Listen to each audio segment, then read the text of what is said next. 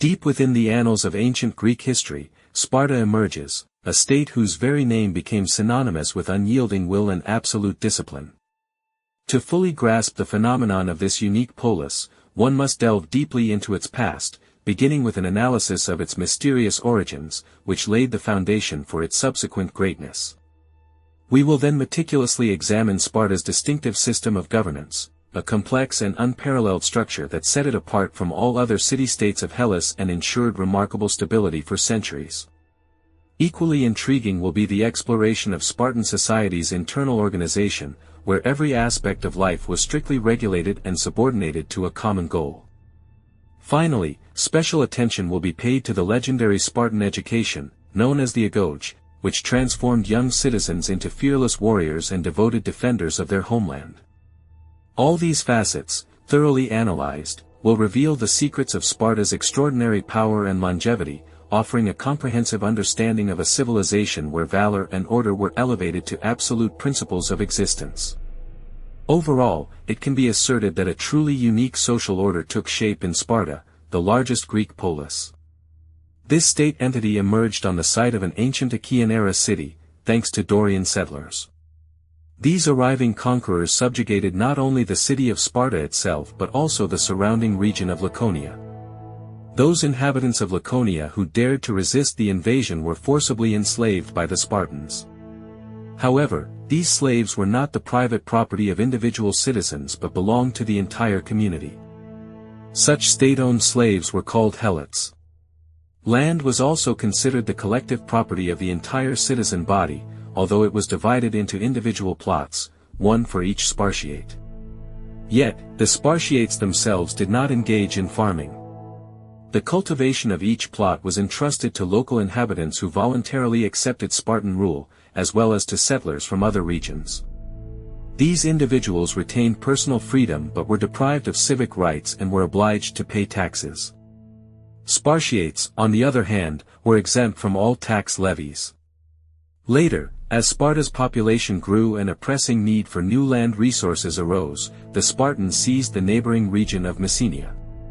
Some Messenians chose to abandon their native lands, while the majority of those who remained were also converted by the conquerors into the aforementioned helots.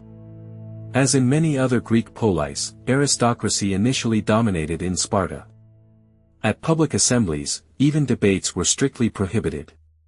Citizens could only either approve or reject decisions proposed by the so-called council, which consisted exclusively of nobles. This order clearly demonstrated the supremacy of aristocratic circles. However, over time, the power of the aristocracy was significantly curtailed. Notably, unlike other polis, this change did not occur under pressure from the demos, or common people. The nobility itself made concessions, realizing that without internal unity within the community, Sparta would be unable to effectively keep the helots in subjugation, and they considered equality among all citizens the best foundation for such unity. The Spartans themselves believed that the laws which comprehensively ordered their existence were introduced by the legendary legislator Lycurgus. He facilitated and ensured that the rules he established remained inviolable. According to tradition, Lycurgus employed a very clever stratagem. He made the Spartans swear an oath that they would not alter the laws until his return, and then he departed for Delphi, where he voluntarily ended his life. This was done to guarantee that no Spartiate would stand out above the others. Following Lycurgus's instructions, they all had nearly identical dwellings, clothing, utensils, and weaponry, and even ate their meals communally. The land plot, which sustained the citizens, was not truly their personal property. It could not be sold, gifted, or inherited.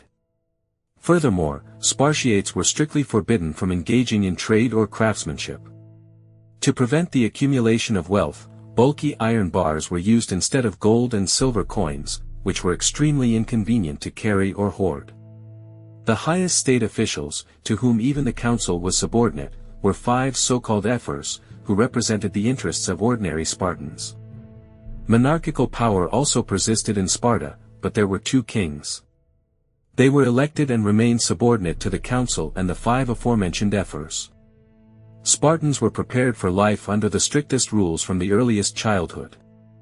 And although neighboring peoples perceived such upbringing as excessively harsh, the inhabitants of Sparta themselves took pride in it. Weak newborn boys were immediately cast off a cliff onto rocks after birth. Strong ones were taken from their parents at the age of 7. From this moment, they were considered property of the state. Boys were divided into detachments, where they were taught 3 key skills: obedience, the ability to endure suffering, and the art of combat. They were given only 1 cloak as clothing. They made their own beds from reeds. For the slightest transgression, they were subjected to flogging with rods. Theft was not forbidden, severe punishment was applied only to those caught in the act. Once a year, everyone could be beaten without any specific fault, solely to ensure that future warriors learned to maintain resilience and stand firm despite physical assault. As for necessary knowledge, only the basics of music, singing, the ability to write certain essential words, and the art of expressing oneself concisely, that is, briefly and expressively, as the Greeks said, were considered important. Only at the age of 30 were Spartans recognized as full adult citizens. Thanks to this rigorous and systematic training of youth, the Spartans managed to create the most powerful army among all Greek polis. Spartan warriors were distinguished not only by physical strength and endurance but also by exceptional courage and discipline. Those who failed to obey orders might not even be physically punished. The scorn and contempt of their fellow citizens often compelled them to take their own lives. Sparta possessed no defensive walls, as its inhabitants believed that the city was protected not by stone structures but by the courage and valor of its citizens. However, the primary task of the Spartan army was not so much defense against external invasions as it was maintaining the Helots in subjugation. The Helots never wished to reconcile themselves to their enslaved status and, at every opportune moment, raised revolts against the authorities. It was for this reason that the Spartan army had to remain in constant readiness. Neighboring states often sought assistance from this city, which possessed the finest army in all of Greece. And although within Sparta itself, equality formally prevailed among citizens, beyond its borders, it typically supported aristocratic and oligarchic factions, overthrowing tyrants whose power rested on the popular masses. Most Greek cities gradually recognized Sparta's superiority and considered it a great honor to be its ally. Such was the history of the Spartan state.